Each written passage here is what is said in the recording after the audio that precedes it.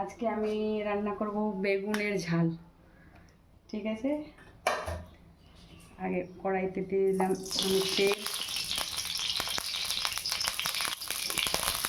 আর বেগুনে আমি লবণ হলুদ আগে 1 ঘন্টা আগে ভেজে রেখেছি। এটা আমি ভালো করে লাল করে ভেজে নেব।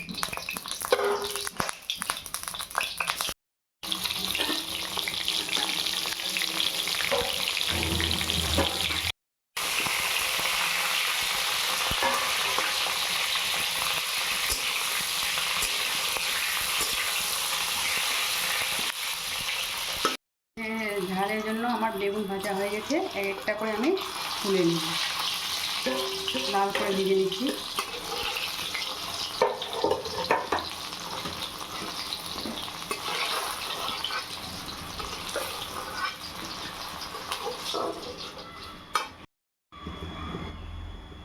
ওই তেলে আমি 5 ফোড়ন দিয়েছি। আমার আগে থেকেই মশলা বাটা ছিল, এখানে আছে জিরা লঙ্কা বাটা, আদা রসুন বাটা, পেঁয়াজ বাটা, লবণ হলুদ দিয়ে। ঠিক আছে,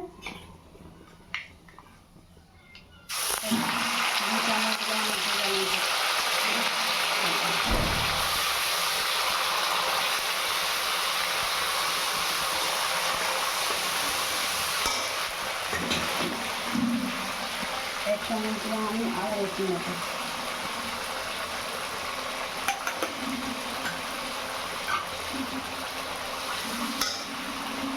দিলাম লবণ,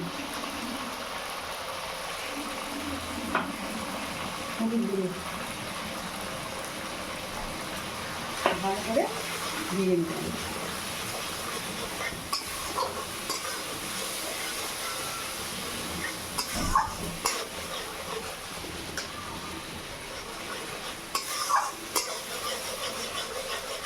ভাজা হয়ে গেছে, এবার দেবো আমি পেঁয়াজ বাটা। এই মশলাটা ভালো করে কষাবো, তখন না মশলার কাঁচা গন্ধ চলে যায়। ভালো করে একটু কষাবো দিতে হবে, তখন মানে সাইডে তেল ছাড়বে।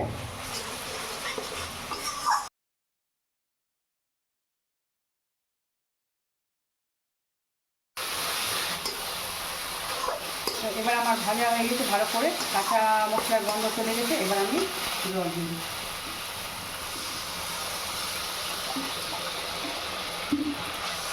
একটু জল দিলাম। এবার আমি ঢেকে দেবো।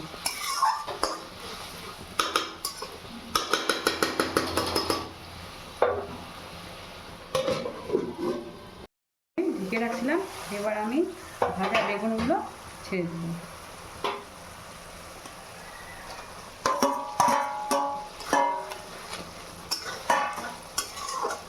আবার কিছুক্ষণ 3-4 মিনিটের মতন ঢেকে 4 থেকে 5 মিনিট হয়ে গেছে, চেক করছি। হ্যাঁ, এবার আমার বেগুনের ঝাল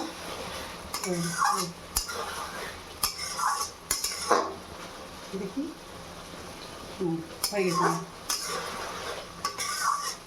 কড়াই থেকে এবার ঢেলে নিলাম, ঝাল তৈরি হয়ে গেছে, রেডি।